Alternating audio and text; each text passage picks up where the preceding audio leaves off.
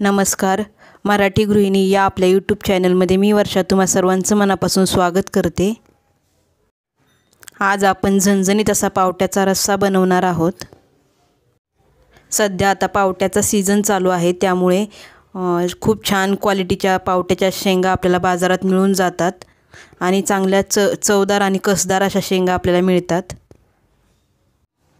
पावट्याच्या शेंगांचा मसाले भात सुद्धा खूप छान बनतो. पावट्याची सुकी भाजी जास्त प्रमाणात बनवली जात नाही. अशा प्रकारे रस्सा भाजीच बनवली जाते, कारण पावट्याची रस्सा भाजी चवीला खूप छान लागते. ही रेसिपी पूर्ण बघण्यासाठी व्हिडिओ शेवटपर्यंत नक्की बघा.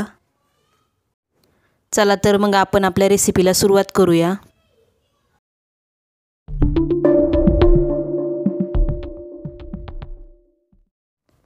इथे आपण पावट्याच्या शेंगा सोलून घेतलेल्या आहेत. हे पावट्याचे दाणे पाणी घालून आपल्याला स्वच्छ धुवून घ्यायचे आहेत. पावट्याचे दाणे धुवून आपण त्यातील पाणी काढून घेतलेले आहे. इथे आपण कोथिंबीर घेतली आहे, 5 ते 6 लसूण पाकळ्या घेतल्यात, अर्धा इंच आलं घेतलं आहे, पाव चमचा जिरं आणि 1 खोबऱ्याचा तुकडा घेतला आहे. हे सर्व साहित्य आपण मिक्सरला वाटून घेणार आहोत.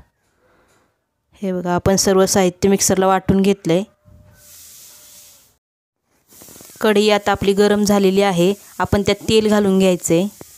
पावट्याची भाजी ही प्रत्येक ठिकाणी वेगवेगळ्या पद्धतीने बनवली जाते. आपण आज खोबरं, लसूण आणि कोथिंबीर याचं वाटण तयार करून ही भाजी बनवणार आहोत. तेल आपलं गरम झालं, त्यात आपण वाटण घालून घेतलं आहे. हे वाटण तेल सुटेपर्यंत व्यवस्थित परतून घ्यायचे. वाटण आता आपलं परतून झालं, त्याच्यानंतर त्याच्यामध्ये पावट्याचे दाणे घालून घ्यायचेत आणि व्यवस्थित परतून घ्यायचे. 1 ते 2 मिनटं आपण व्यवस्थित परतून घेणार आहोत. त्यानंतर त्याच्यामध्ये पाव चमचा हळद घालून घ्यायची.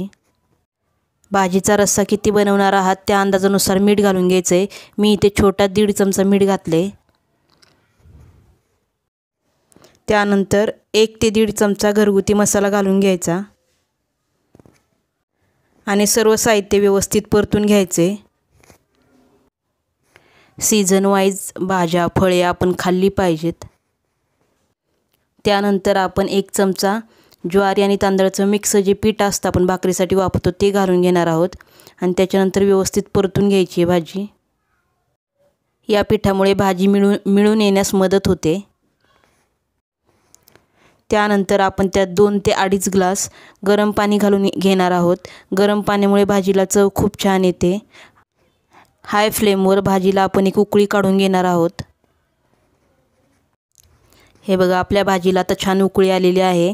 आता आपण गॅस कमी करून मंद आचेवर पावटा शिजेपर्यंत ही भाजी शिजवून घेणार आहोत. भाजी आता आपली शिजलेली आहे. त्याच्यामध्ये आपण 3 ते 4 चमचे भाजलेल्या शेंगदाण्याचा कूट घालायचा आहे आणि भाजी व्यवस्थित मिक्स करून घ्यायची आहे. पावट्याची रस्सा भाजी आपली तयार आहे, तर ती आपण एका भांड्यात काढून घेऊयात. ही भाजी तुम्ही चपातीबरोबर, भाकरीबरोबर आणि भाताबरोबर सुद्धा खाऊ शकता. खूप छान लागते चवीला.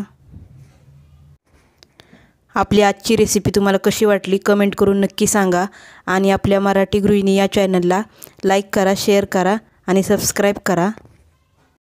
भेटूया पुढच्या व्हिडिओमध्ये नवीन रेसिपीसह. धन्यवाद.